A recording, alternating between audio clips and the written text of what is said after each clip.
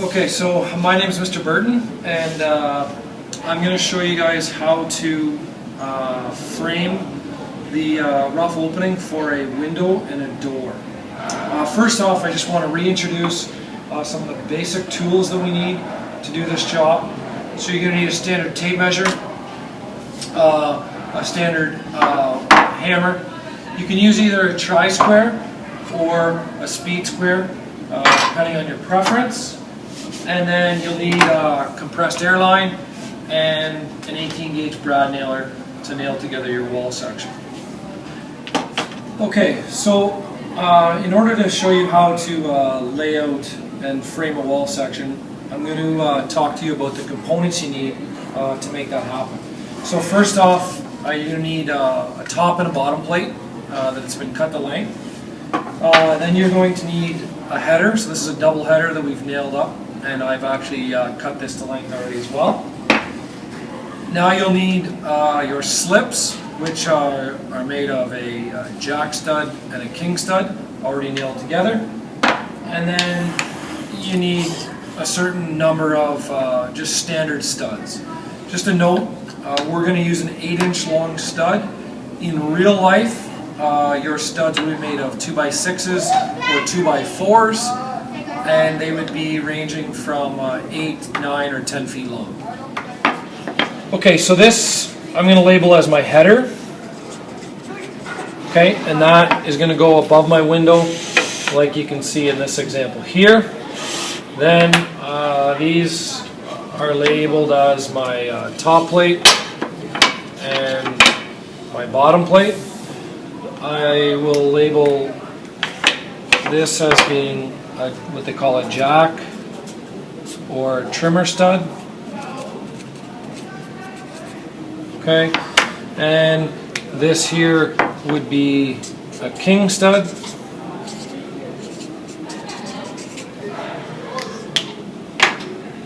And these would be labeled just as your common studs. Okay, so now I'm going to show you how to lay out your plates so that you have your markings correct based on where you want your openings for your windows or doors to go. So I'm going to take my top and bottom plate and I'm going to put it up on edge, and I just take a 1-inch nail and I tack it together, just because I find it easier to work with the pieces nailed together. Now I'm going to use a tape measure, and I'm going to start by laying out what we call on-center markings. And I'm going to start with an X, and that's going to represent where a stud is eventually going to go. And I'm going to hook off that end, and I'm going to put a line and an X. And then come at 4 inches, and then 6 inches, and 8 inches, and 10 inches, 12, 14. So if you've picked up the pattern, in this arena project, we are framing 2 inches on center. In real life, if you're building a house, you would frame 16-inch on center or 24-inch center, sometimes 12 inches on center. So if you look at the tape measure, your typical framing in real life would be, as I mentioned, 12-inch on center, the most popular being 16-inch on center, and sometimes you go up as big as 24 inches on center. So I have my on-center marking now, and I can take a square, either a speed square or a tri-square, and I can just transfer those marks to the other plate so that I have some X's in place.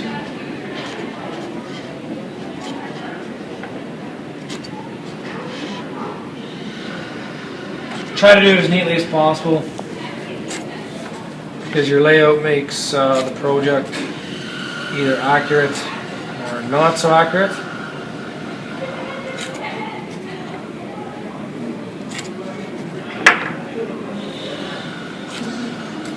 So that's my spacing for my studs. So now what I need to add in here is I need to decide where do I want a door to go.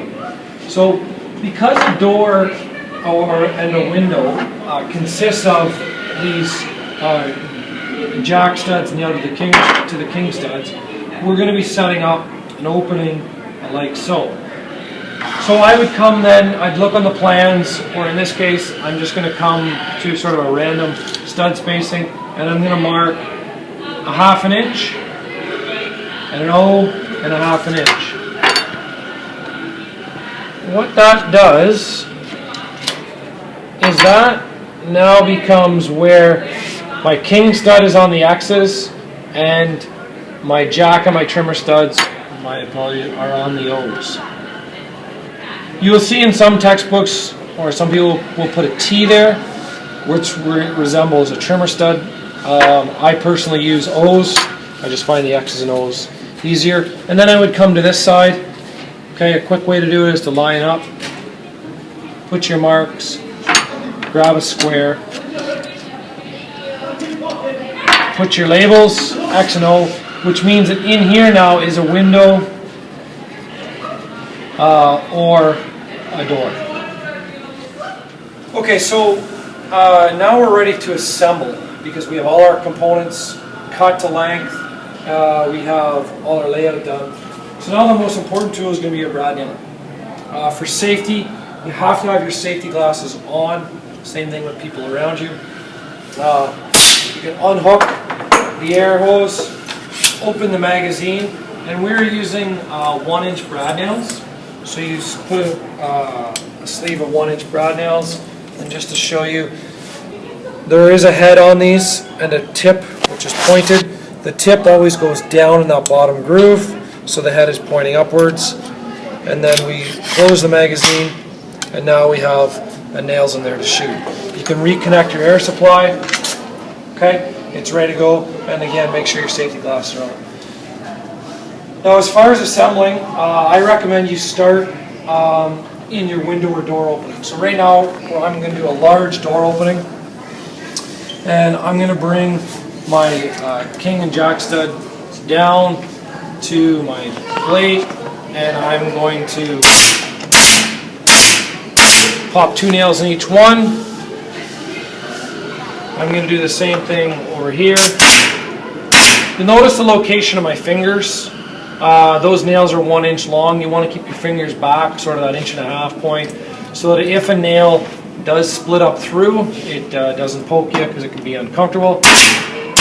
Okay, and now I'll slide my header in place, keeping in mind that my header was already cut. Okay, and the header is the length between from the outside of the jack stud to the outside of the jack stud, which is because this header has to land on top of your jack stud like so. Okay, so we'll put that in place, and 4 nails at the top. I'll come around, 4 nails up at the top. Now I can grab my studs that I already had cut, and I can bring them down into place here. And you'll notice I'm putting them with their edge on the line, and the body of the stud covers where the X is. And that's because it becomes on center spacing. So we're going from line to line is 2 inches, and the studs cover the X. And you would just continue on doing that, okay, until you get to the end of your wall. I'm going to save 1 stud to use down here in a moment. Now I can come back up, get everything lined up, and just in an organized fashion, you can work from left to right or right to left, whichever you feel comfortable. You're just working across, nailing these in place. Again, 2 nails in each one.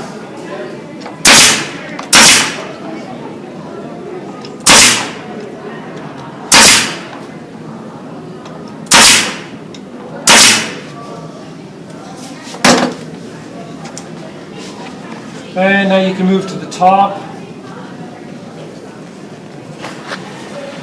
I'm just lining these marks up. And I'm going to run along the top.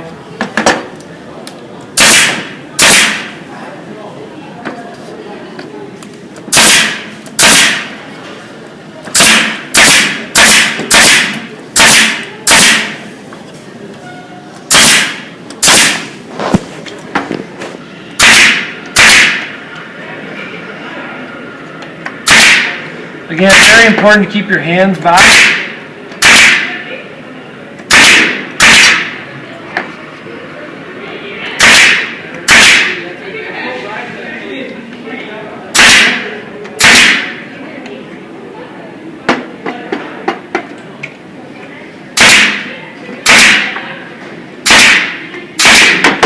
Okay, so there's my wall assembly nailed up. I just want to show you one thing you can do on either end. If this wall does not have another wall butting into it, what I mean by that is if this wall is stood in place and it might have a wall like this coming in like so, you would leave this stud just as a single stud. Now, if this wall here were to intersect like this, then we need to put a backing stud in here. And you'll notice I did put a C here, which represents what I call a corner stud. So a corner stud is laid in just like this, so we would lay it in flat. Okay. We would nail it in the same, except for that it's on flat. 2 nails top, 2 nails bottom. We can put a couple nails here inside. And then what that allows us to do is when we go to assemble an intersecting wall, as they call it, it does 2 things for us. It gives us some nailing surface where I'm nailing. So it allows me to nail in like so. But also on the inside of the wall, you'll see it gives us backing here for the drywall to go. Otherwise, we wouldn't have anything in the corner for drywallers to hang the drywall on. Okay, so now we're going to tie our walls together, and if we're good at framing, this will be 90 degrees. So mine's 9 degrees. And now if you look at the top plate here, it intersects into this top plate here. To reinforce a wall connection, we want to put on top plates. So what we want to do is this top plate here, we want to slide it over onto this intersecting wall, and then this top plate we would butt in like so. The reason for that is we want to create a strong joint. So by lapping the plates over, okay, I'll just slide this back so you can see. So by lapping this plate over, when I nail everything in place,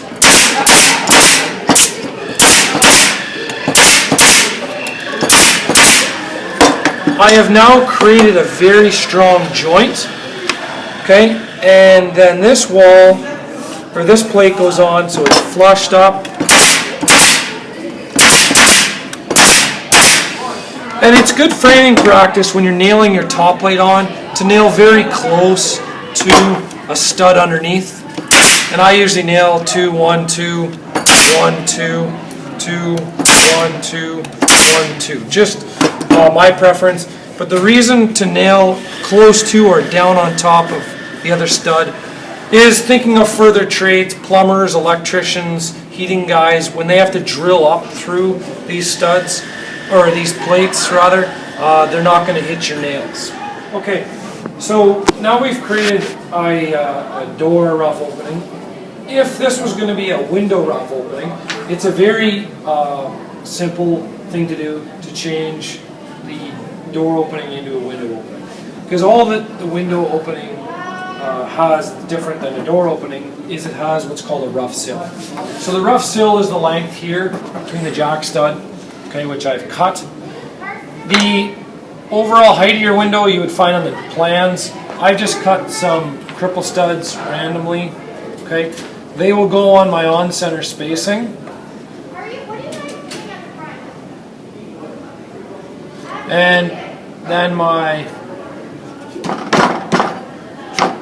rough sill would go in like so.